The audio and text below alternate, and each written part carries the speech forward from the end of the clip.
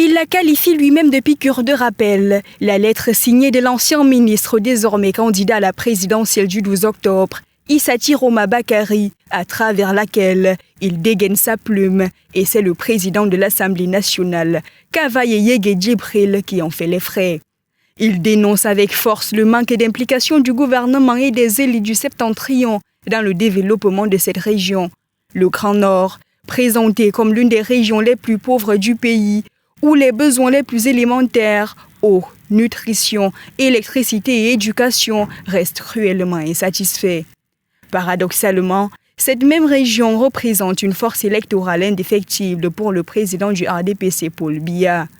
Comment expliquer que ceux qui lui assurent une victoire à 100% à l'élection présidentielle se retrouvent si peu considérés et si peu servis en termes de développement? Tiroma Bakary dénonce une trahison, un abandon pur et simple de sa population. Mais la question s'oppose, n'a-t-il pas lui-même participé à ces trahisons? En servant le régime pendant des décennies à des postes de responsabilité, pourquoi n'a-t-il pas soulevé plutôt ces problèmes persistants?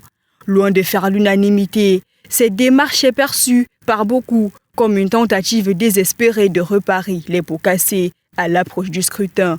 Opportunisme politique ou réelle prise de conscience, l'avenir nous le dira.